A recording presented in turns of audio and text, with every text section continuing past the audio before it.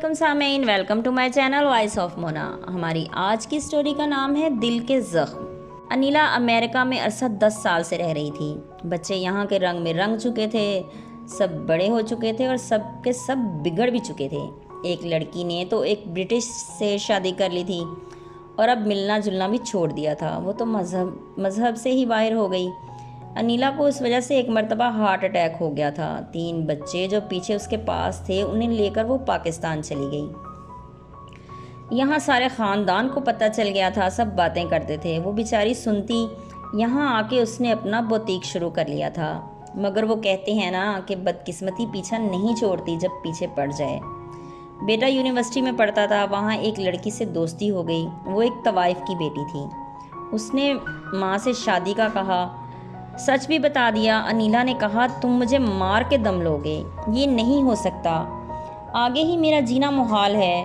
اس نے ماں سے کہا، اگر نہیں مانو گی تو میں خودکشی کر لوں گا۔ اس نے کہا، شوق سے کر لو۔ اس نے واقعی اس دن زہر کھا لیا، بڑی مشکل سے ہسپتال پہنچایا اور وہ بچ گیا۔ اب انیلا ہار گئی تھی، پھر اس لڑکی نے ہی منع کر دیا۔ اب انیلا کا بیٹا ذہنی مریض بن گیا تھا۔ اسے دماغ کے ڈاکٹر کو دکھایا، اس کا علاج ہونے لگا، لیکن اس کو دورے پڑنے لگے۔ یہ نیا عذاب کھڑا ہو گیا تھا انیلا کے لیے۔ انیلا پانی کی طرح پیسہ بہا رہی تھی۔ وہ ٹھیک تو ہو گیا، مگر وہ پہلے والی بات نہیں تھی۔ پھر انیلا نے بہن سے رشتہ مانگ کر اس کی شادی کر دی، مگر وہ لڑکا پھر بھی صحیح نہیں ہوا۔ وہ بیوی کے پاس ہی نہیں بیٹھتا تھا۔ بہن بھی ناراض ہوتی کہ اگر وہ خوش نہیں تھا تو کیوں کی شادی۔ اس کی بہنوں میں بھی اختلافات ہو گیا۔ وہ لڑکی بھی واپس چلی گئی۔ انیلا نے بیٹے کو پاگل خانے داخل کروا دیا۔ اب انیلا بہت زیادہ دکھی اور پریشان تھی۔ بچے جو پاس تھے وہ صحیح تھے اور ان کا وہ بہت خیال رکھتی۔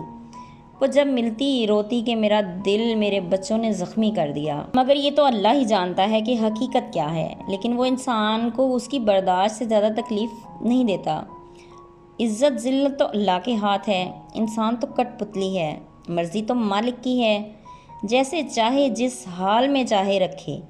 لیکن ایک بات تو طے ہے، دولت بھی عذاب ہے، اتنی ہو جتنی انسان محتاج نہ ہو۔